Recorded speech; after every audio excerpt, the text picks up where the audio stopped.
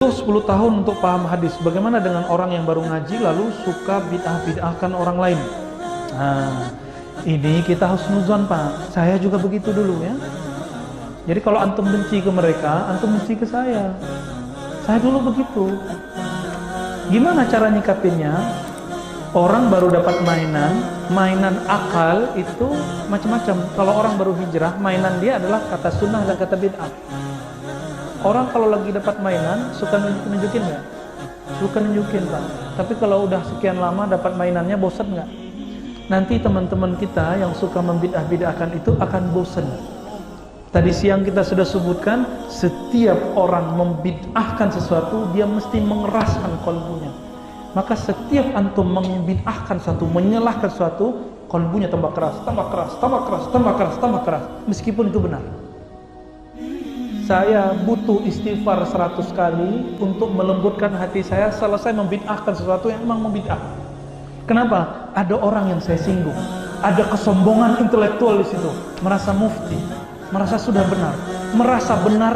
Istighfarkan 100 kali nggak cukup, Pak. Nggak cukup ya? Bagaimana pendapat Ustadz tentang orang yang suka mentahzir ulama? Semoga Allah kasih hidayah mereka. Yang tahzir ulama enggak ulama ya?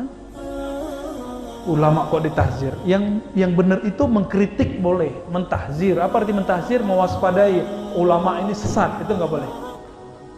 Ya. Kalau radikal beda lagi, Pak ya. Tupak politik. Nah, saya enggak mau ngomong politik ya.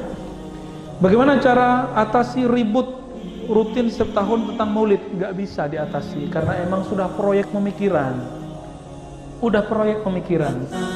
Ya. Jadi setiap tahun antum akan dapat selalu masalah orang membid'ahkan Maulid. Yang perlu kita lakukan hanya satu, memperkuat dalil kita. Selesai. Ya. Nah, dalilnya sudah banyak di sini. Ustadznya juga ada banyak. Apa hukum mengepalkan tangan ketika bangkit dari sujud? Hadis riwayat Imam Abu Dawud. Ya'jinu ya. Nabi mengepalkan tangannya saat bangkit. Tapi itu tidak selalu Nabi lakukan. Di riwayat lain di Abu Dawud juga, Nabi ya'tamid ala yadayhi. Nabi bertumpu dengan tangannya. Ini tangan. Kalau begini masih tangan nggak dia? Masih. Jadi yang begini sahih, yang begini sahih, yang nggak sahih nggak sholat ya.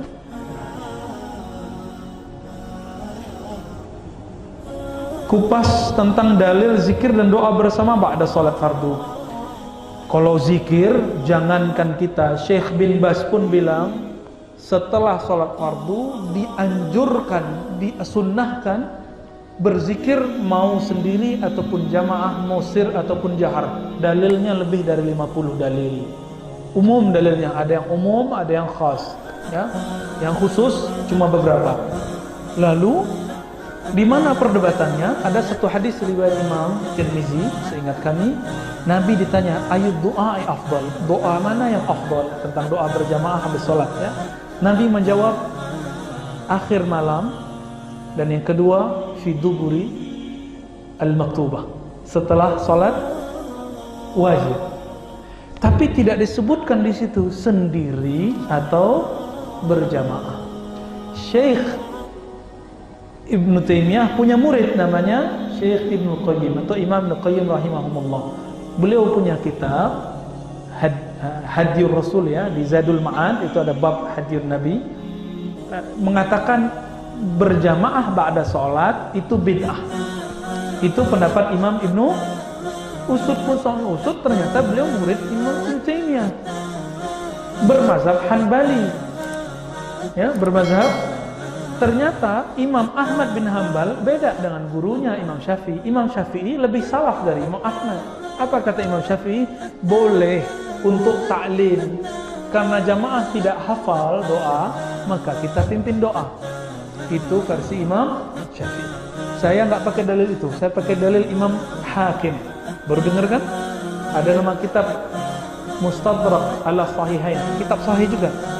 Imam Al-Hakim meriwayatkan bahwa majtama'a mala'un, tidaklah berkumpul sekelompok orang, fayad'u ba'duhum wa yu'minu ba'duhum, al-akhar. Lalu berdoa sekelompok yang lain dan mengaminkan sekelompok yang lain. Kama qala sallallahu alaihi wasallam, illa kecuali ajabahumullah, Allah ijabah.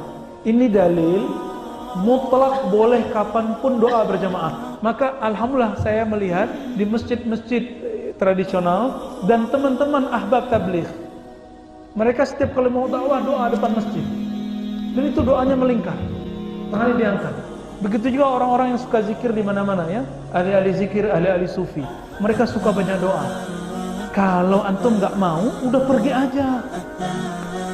Kan mereka mau doain antum, dapat doa gratis nggak mau. Saya itu susah loh minta doa Ustaz. Mau cari kiai, syekh, ya syekhana, ud'ullah lana, tolong doakan kami. Susah nyari doa Ustaz itu, karena doanya mustajab. Doa orang alim yang didoakan oleh makhluk langit dan bumi, bahkan ikan yang di dalam air. Sekarang dapat doa gratis dari hafiz Quran, dapat doa gratis dari dai, masa nggak mau? Ya itu urusan antum udah ya, nggak mau pergi aja, la ba'as, nggak masalah toh. Ya mau ikut Imam Ibnu Qayyim boleh. Kalau saya didoakan orang ya saya terima. Amin, amin, amin. Dalilnya hadis riwayat Imam Hakim ditambah riwayat Imam Tirmizi. Gampang, ada dalilnya semua ya. Kita aja nggak tahu Pak ya. Khalas?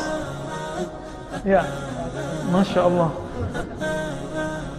Ini tolong disimpan Ustadz Almaf ya. Mana Ustadz Almaf? Ya, ini nggak apa-apa disimpan. Baik, Masya Allah. Ini doanya, jawabnya pendek-pendek aja nih. Hukum jari tangan telunjuk ketika tasyahud mana yang benar? Hadis riwayat Imam Nasa'i, Nabi yuharrik, menggerakkan. Yang kedua la yuharrik, dua-duanya sahih. Dua-duanya sahih. Tapi Syekh Albani bilang yang menggerakkan tidak sahih. Maka pendapat Syekh Albani aneh, ganjil. Imam Malik mengatakan innamat tahrik ar-rafa. Yang disebut menggerakkan itu mengangkat saat tasyahud. Ikut Malik atau Albani? Dalam sholat berapa kali boleh menggaruk? Menggaruk ini nggak mandi kali ya. Kalau dalam fikih 3 kali, ya, bukan batal Pak, cuma rusak. Kalau sudah 3 kali, tidak batal, terusin sholatnya. Maka kalau HP bunyi wajib, bukan sunat lagi. Wajib walaupun berkali-kali gerakannya ya. Udah dibunyi, bunyi lagi. Antum wajib. Kalau perlu dipatahin ya, biar gak bunyi. Karena mengganggu sholat orang itu hukumnya haram. Jangankan bunyi HP, orang lewat di depan, apa kata Nabi? Anda menunggu 40 tahun, di riwayat lain 40 hari, lebih baik daripada lewat di depan. Apalagi ganggu. Ya, tapi jangan marah juga sama orang yang kadang-kadang dia nggak bisa matiin memang ya. Niat sholat ada nggak Ustaz? Niat itu fil qalb, hadisnya umum, innamal a'malu bin niyat. Apa yang disebut usolli itu prepare. Kalau orang-orang belajar ilmu psikiater dan ilmu psikologi, ini disebut conditioning. Proses mengkondisikan kolbu dibantu pakai lidah, dimasukkan ke kolbu. Kapan jatuhnya niat? Bukan waktu usolli, waktu takbir. Allahu Akbar, itu jatuh Bang. Karena an-niyatu muqtarinatul bil fi'il. Niat mesti berbarengan dengan amal. Jatuh takbir, jatuh niat. Jadi usolli itu bukan niat Pak. Usolli itu prepare ya, persiapan niat. Karena ujungnya belakangnya yang penting lillahi.